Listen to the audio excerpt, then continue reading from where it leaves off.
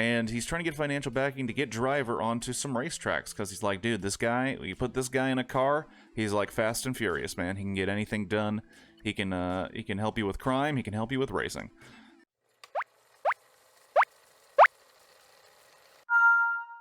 Hello and welcome to Blockbuster Review. If you don't know what that is, it is where I play a single game of Tetris Marathon, up to 150 lines, and I try to review the film before hitting 150 lines, or the lines reach the top.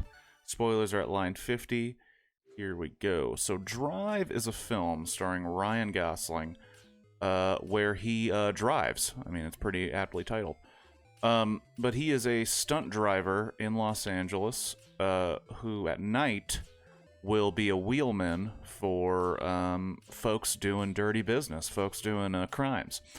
And his life changes when he has a chance to meet his neighbor Irene and her son Benicio. Sure I got that right. Where, you know, he becomes a part of the family. He becomes kind of like a second father figure. He clearly starts a romantic relationship with Irene. And then she drops the bombshell after a little while. We know that because it's been a montage. That Benicio's father's getting out of prison soon. He's coming back. Which, you know, that's got to spark any awkward kind of situation with a dude you're currently banging.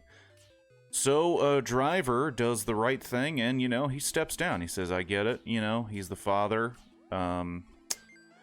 I don't know if they ever had this conversation previously. Maybe it's just me. I'd be a little upset to find out after, you know, a relationship has been sparked that, hey, there's not only another dude in the picture, he be coming back, and he be coming back from prison. That gentleman is, his name is Standard, which kind of threw me for a loop, but, you know, that's just how life works. He comes back into the picture, and that's happening. You know what? That's happening over here. We're going to put that off to the side. Because also in this movie is Bryan Cranston as Shannon. A lot of weird names in this film. He runs a garage. He's also helping Driver get vehicles for his dirty wheelman business. He's also, I guess, his manager for stunt driving. Seems like he also is in charge of that. And Bryan Cranston's character is trying to get financial backing from Albert Brooks, who's playing Bernie, and I guess through just partnership, Nino, played by Ron Perlman. And he's trying to get financial backing to get Driver onto some racetracks, because he's like, dude, this guy, you put this guy in a car, he's like Fast and Furious, man. He can get anything done. He can help you with crime. He can help you with racing. And Albert Brooks, after seeing him, you know, he tentatively agrees. They have an agreement to fork over a lot of money to help this dude become a race car driver. We're at line 50. We're already at spoilers, so here's the deal. Standard, Irene's boo, got into some bad business in prison for protection.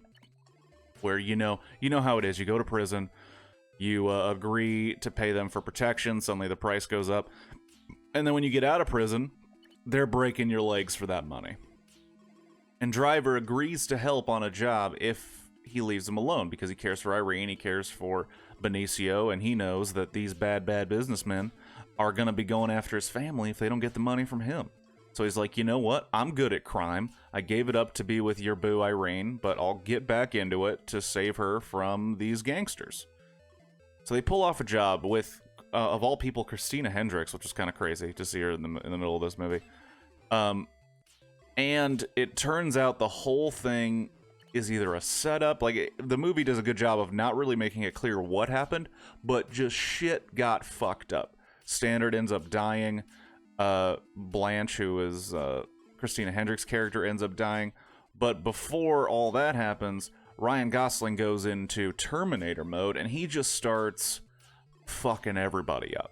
He's trying to figure out what's going on, and he's not happy about it. They were supposed to only get, like, a couple, I don't remember how many thousands of dollars, but it turns out to be millions of dollars in this pawn shop, turned to be held there by the mob from the East Coast.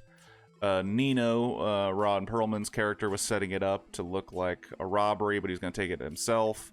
The only people who know he has any involvement are Driver, Bryan Cranston's character, and this other guy who set up the thing. And Albert Brooks and Nino just start killing those dudes. This movie does a really cool thing about when it's dealing with violence that I like in movies, where it's not really glorified. It's not really like gory in the sense of like, oh man, we're gonna really wring out every minute of this gore to really get under the people's skin. It's like, no, it just is what it is. It's like these dudes live a life where violence is just a part of it. They've accepted it, and they seemed like good guys at the beginning of the movie. Well, guess what? They be murdering, and they be murdering hard. I won't reveal exactly what happens in the ending. I just will say that I didn't really like it very much.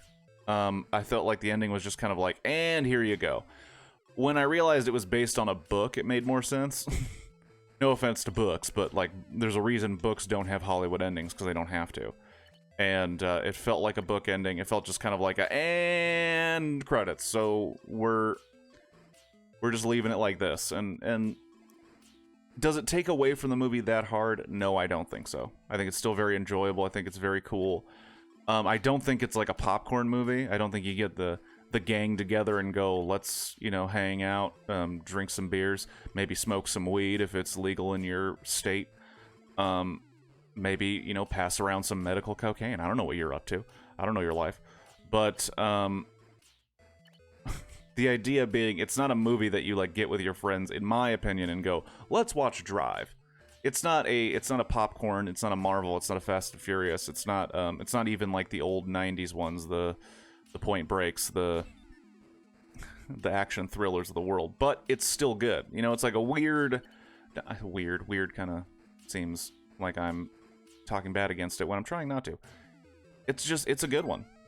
I enjoyed my time watching it. Another thing it does, which is pretty good for kind of a small film like this, it's like expertly cast. Like, it's cast by the absolute best people to play those roles. From top to bottom, T to B, it just works on every level in terms of casting, which is what you want. I mean, that shows the casting director did their job. But everybody's acting their ass off. Everybody's killing it with their roles. And it was just a good time. Drive, starring Ryan Gosling, Carey Mulligan, Bryan Cranston, Albert Brooks, Oscar Isaac, Christina Hendricks, and Ron Perlman. Good shit. Go watch it if you can.